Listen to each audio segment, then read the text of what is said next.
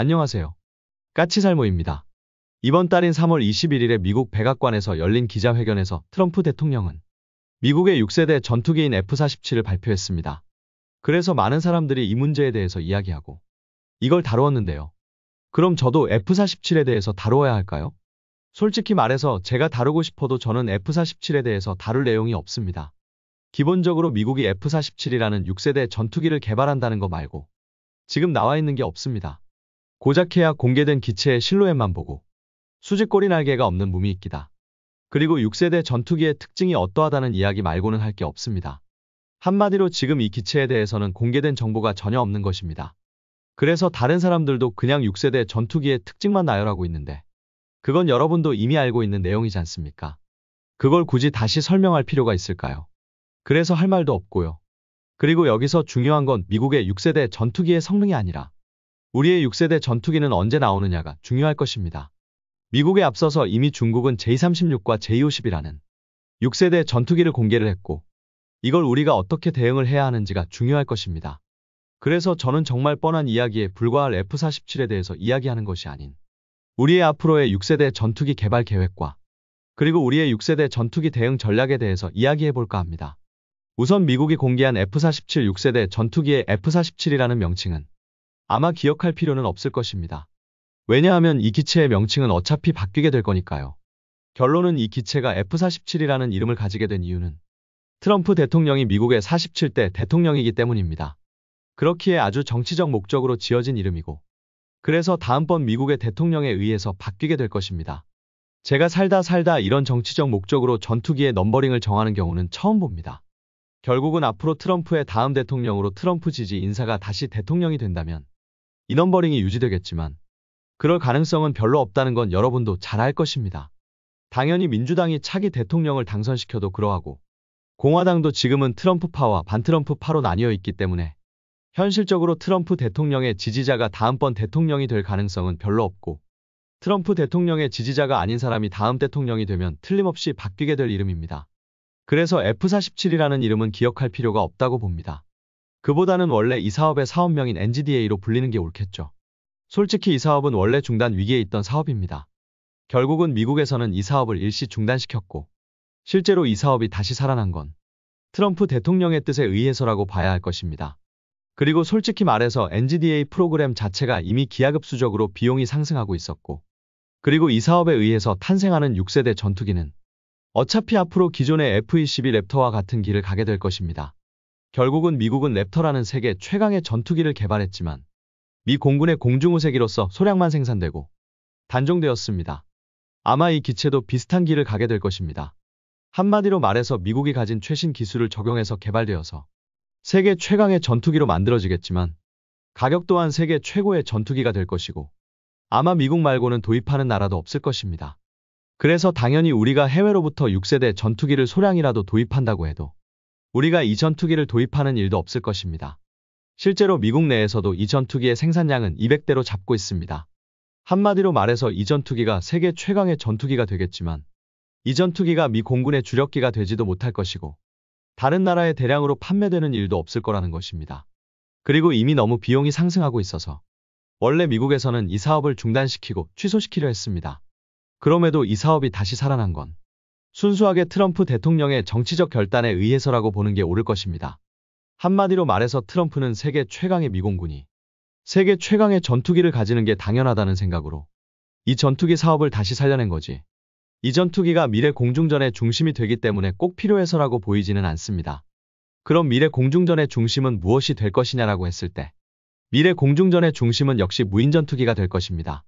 실제로 이 NGDA 사업은 유인 전투기만을 개발하는 사업이 아닙니다. 결론은 이 사업은 유인 전투기와 CCA라는 무인 전투기를 함께 개발하는 사업이고 양산 수량도 유인 전투기가 200대인 것에 반해서 CCA 무인 전투기의 양산 수량은 무려 1000대나 됩니다. 그럼 유인 전투기 한 대가 5대의 전투기를 지휘하느냐라고 했을 때 그게 아닙니다. 1000대의 무인 전투기 중에서 F-47에 할당되는 무인 전투기는 400대입니다. 한마디로 F-47 한 대가 무인 전투기 2대를 지휘하는 것입니다. 그리고 나머지 600대는 바로 F-35가 지휘하게 됩니다. 결론은 그래서 미 공군의 미래의 주력기는 F-47이 아니라 바로 CCA 무인 전투기입니다. 실제로 미국에서 NGDA 사업이 일시 중단되었을 때도 CCA 사업은 중단되지 않았습니다. 그럼 유인 전투기가 중단되었는데 왜 무인 전투기는 중단되지 않았을까요? 그건 미 공군이 유무인 복합을 일종의 과도기로 봤기 때문입니다. 이게 무슨 말이냐면요.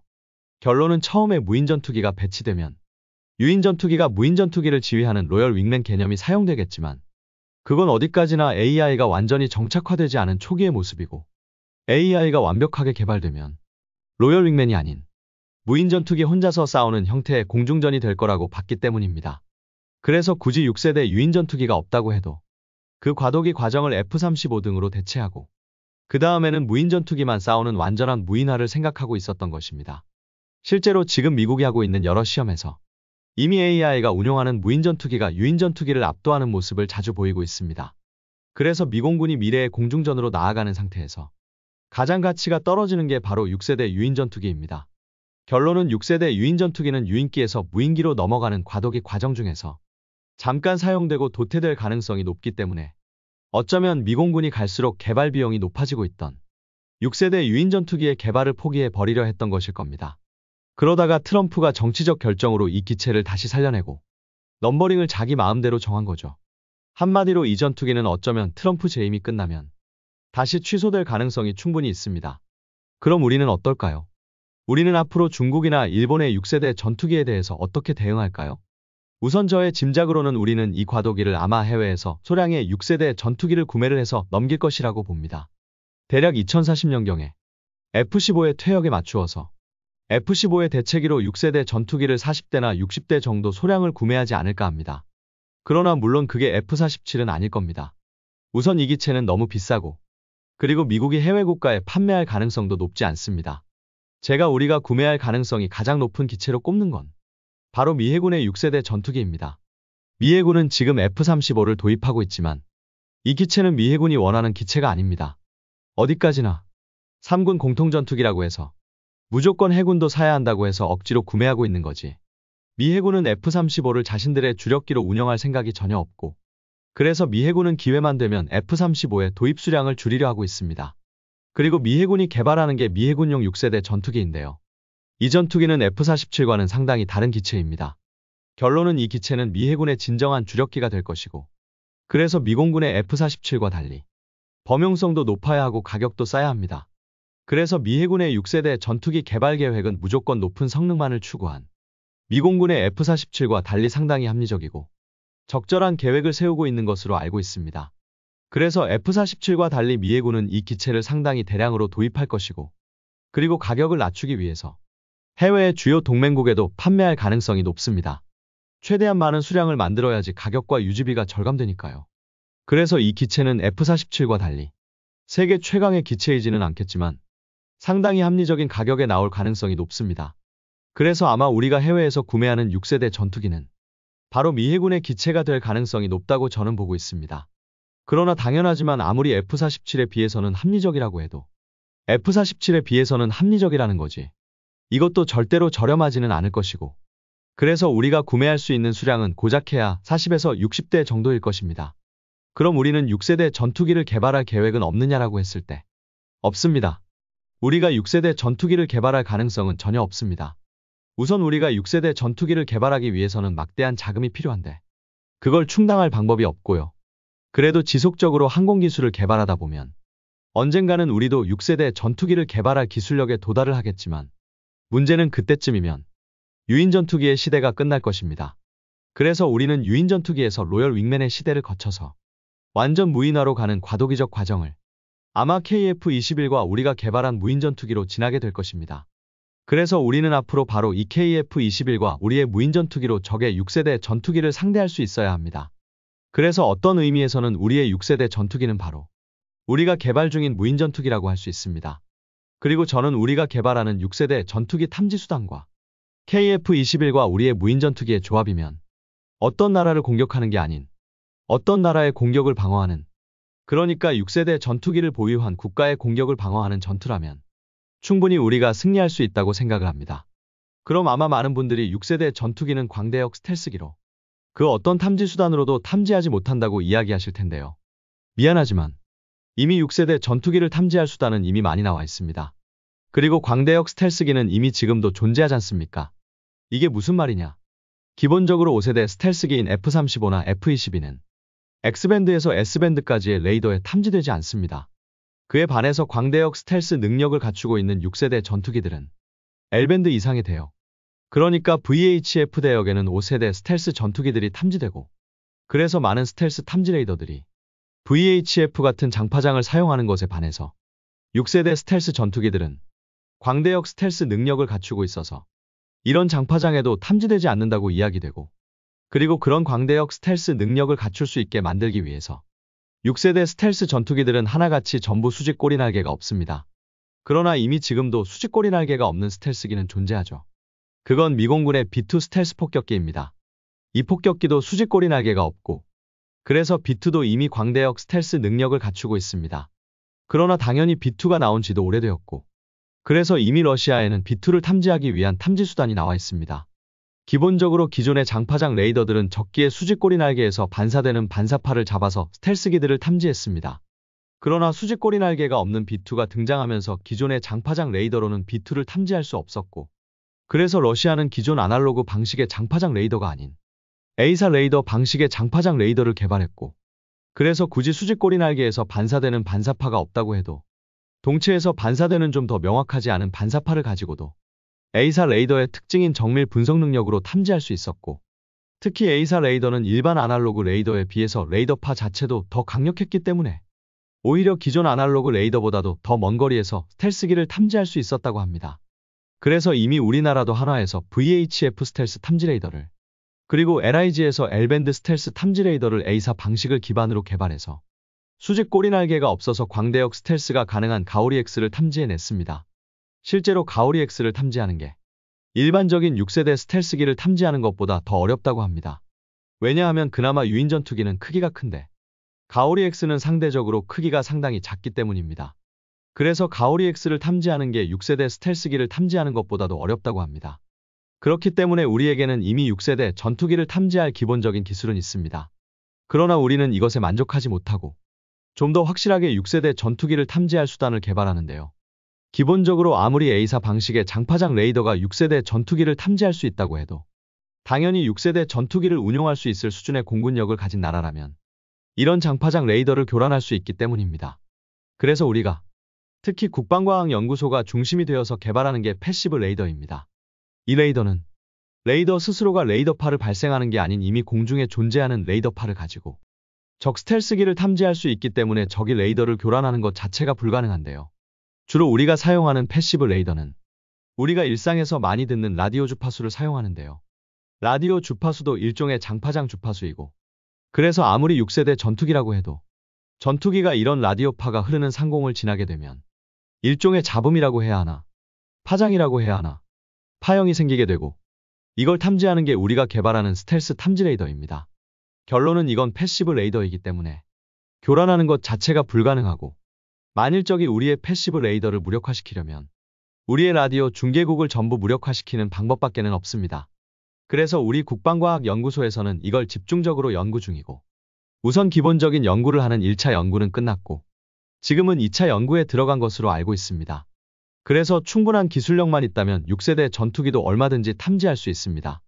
그러나 당연하지만 6세대 전투기는 단순하게 광대역 스텔스 능력만을 가지고 있는 게 아니고 엄청나게 강력한 엔진을 가지고서 충분한 속도를 가지고 공중우세를 차지할 능력을 갖추고 있습니다. 그래서 이것에 대응하려면 그에 합당한 요격수단이 있어야 하고, KF-21이나 F-35 같은 기체가 이런 기체를 추적해서 요격한다는 건 현실적으로 힘들죠. 그래서 중요한 게 무인 요격기인데요. 당연히 여러분도 알겠지만, 그래서 우리는 적의 6세대 전투기의 침투를 차단할 수 있는 무인 요격기, 그러니까 지금은 유인 전투기와 같이 싸우게 되니 로열 윙맨인데요. 이 로열 윙맨을 개발 중이고, 현재 우리는 여러분도 알겠지만 두 가지 무인 전투기를 개발 중입니다.